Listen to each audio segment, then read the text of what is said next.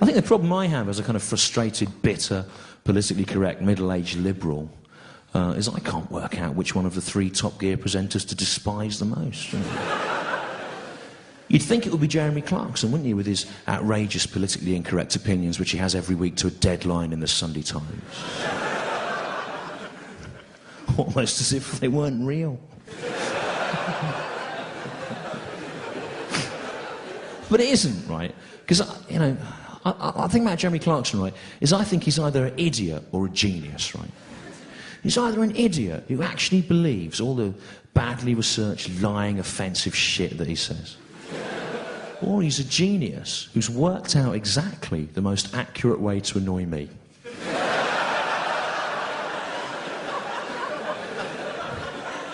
In which case, fair play to him. You're God. So it isn't him, the Top Gear presenter that I hate the most. And he's someone who I think on balance I hate more than anyone who's ever lived, actually. And it's Richard the Hamster Hammond, actually. I hate him more than anyone who's ever lived, and fictional characters. Like Skeletor, if you remember him. Nah, I hate him. I hate Richard the Hamster Hammond, right, because he's not a real hamster, is he? What he is, he's a man, right, who's been able to carve out a best-selling literary career off the back of his own inability to drive safely. Yeah? Because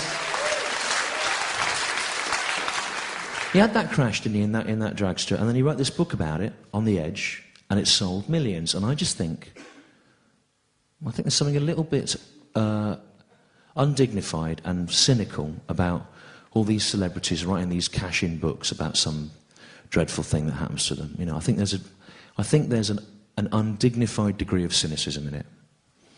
Yeah, to the point where I wouldn't be surprised if, when he'd had that crash, Richard Hammond, and he was hanging upside down, waiting to be rescued in that dragster, he wasn't thinking to himself, oh, I hope I'm quite badly injured in this. Then I can do a book about it, it'll sell loads. I'm not saying that he did think that, I'm just saying there does seem to be an element of cynicism in it, doesn't there? No, I wouldn't be surprised if when he was hanging upside down waiting to be rescued, he wasn't thinking to himself, oh, I hope I get some brain damage. And forget loads of my life. And then on Richard and Judy's book club, my attractive wife can come on and help me to remember it, and it'll create a tender scene. Look, I'm not saying that he did think that. I'm just saying that there's a degree of cynicism in those books, isn't there? And what's worse, I think, is that book, On the Edge, it sold millions. And it was published through Wienfeld and Nicholson, and it shouldn't have been. It should have come out through BBC World, the commercial arm of the BBC, because you and me, the licence payers, we funded that crash. Yeah? We did.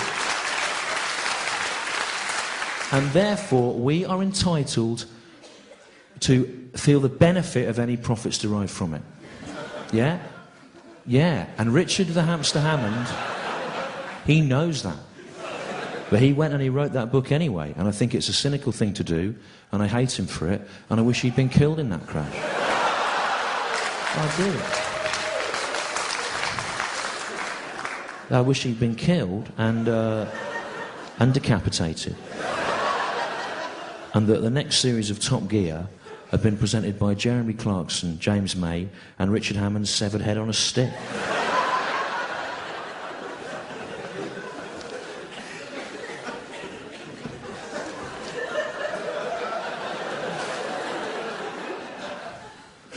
And if that seems a bit much for all the Top Gear viewers,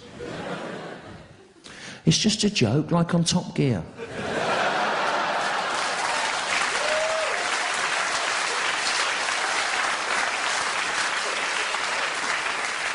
You know, when they do their jokes, which you like, don't you? It's just a joke. The Jeremy Clarkson defence is just a joke.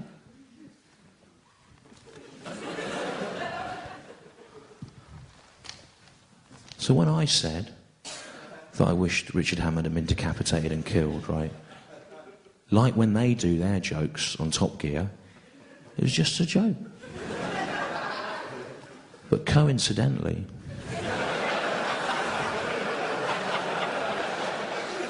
as well as it being a joke, it's also what I wish had happened. Because I hate Richard the Hamster Hammond. He's not even a real hamster. If he was a real hamster, and so I went, do you know a hamster has survived a 280-mile-an-hour dragster crash and advertised Morrison's, admittedly with a glazed expression, you go, that's a good hamster. But he isn't a hamster. He's not even a hamster. He's nothing. He's worse than a hamster. Because Jeremy Clarkson, your spiritual king, at least he has the guts, doesn't he, to stand there personally expressing his stupid, offensive opinions, right? But Richard the Hamster Hammond doesn't do that, does he? He just stands next to Jeremy Clarkson, giggling. Blah, blah, blah, gypsies. Gypsies. Imagine being a gypsy. In a caravan. Not even in a car. Blah, blah, lesbians. Lesbian. Blah, blah, the Welsh. Imagine being Welsh and not being English. He's nothing. He's like a horrible little shit weasel kid at school. Hanging around with all the bullies, laughing at their jokes in the hope they won't pick on him. He's a horrible little shit weasel piece of shit, nothing, hanging around with the bullies, laughing at their jokes, licence payer funded, apologist for institutionalised bullying, and I hate it. Picture the scene, the Top Gear Christmas night out, Jeremy Clarkson, James May, Richard the Hamster Hammond, he's not a real hamster, they're on the South Bank, 2 o'clock in the morning, running along the embankment drunk, gypsies, and Jeremy Clarkson sees a homeless man asleep by the river. And that homeless man's probably Scottish, remember? He is. Glasgow.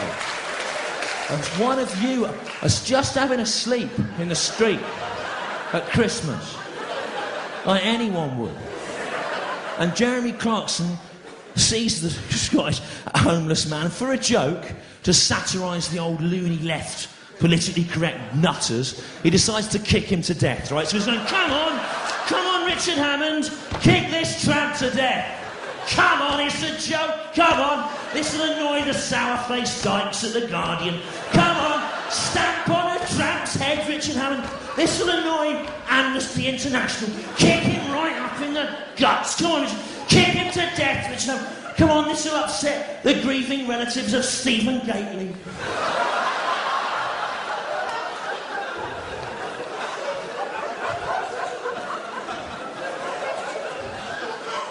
And Richard Hammond's going, no, I'll just stand here and film it on my camera phone. Gypsies, That's what he is, nothing. A horrible piece of shit. And you don't need me to tell you this. You know it. You know it. This is that famous bit of news footage, isn't it? You can find it on YouTube now, where Jeremy Clarkson and Richard the Hamster Hammond are on some kind of panel in Australia. And Jeremy Clarkson does one of his Top Gear jokes. He says that Gordon Brown is a one-eyed Scottish idiot. Now, by all means, make fun of Gordon Brown's policies. Make fun of him being Scottish at a push, if that is amusing to you. But one-eyed? Right, whatever you think of Gordon Brown, right? He lost his sight as a child. He went blind as a child. And is that a funny thing to do a joke about? I don't know. He went blind as a child. He's got about 30% vision now, I think, which may be why he didn't cross his T's in that letter to that dead serviceman's mother, mightn't it? Yeah? Rather than it being a calculated insult to the dead.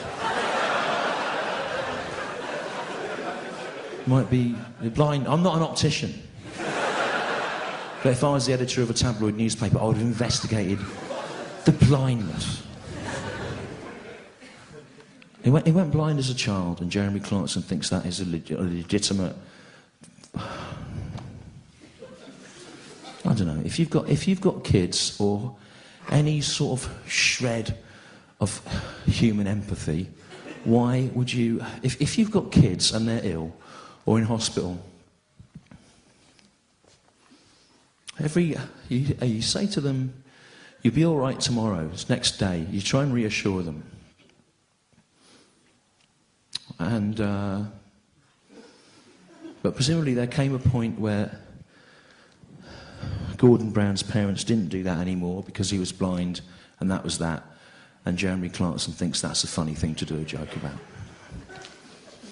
Now, Jeremy Clarkson has 3 daughters, and I hope they all go blind.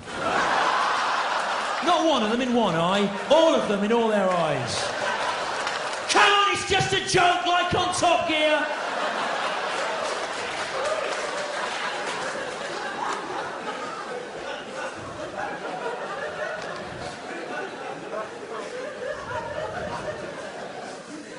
But again, as well as it being a joke. No, not really. You wouldn't say that, would you? You wouldn't think it. You wouldn't wish it on a child. So he's there, Jeremy Clarkson, on the news doing his Top Gear joke, one-eyed Scottish idiot. And there's Richard Hammond on the clip doing his licence payer-funded job, laughing away. Ha ha ha ha, blind child, ha ha.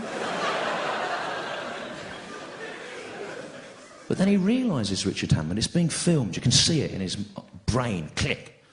And maybe this isn't going to play as well, as he might imagine at home. So what he does to try and cover his arse, look at it on the clip, at the same time as laughing, Richard Hammond tries to make a disapproving face, right? What he does for about a minute is this. He goes, ah, ha, ha, ha.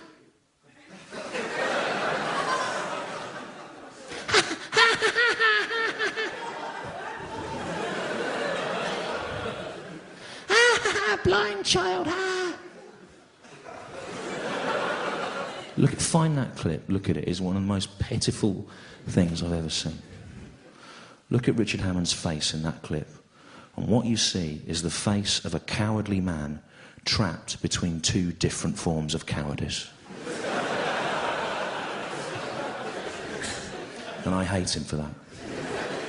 And I wish he'd been killed in that crash. I wish his head had come off and rolled along the track and all shards of metal had gone in his eyes and blinded him. Because that's funny, isn't it, on Top Gear, going blind. And then I wish his head had rolled into a still burning pool of motor oil, but there was just enough sentience left in his spinal column for him to go, oh, that's hot, and then die.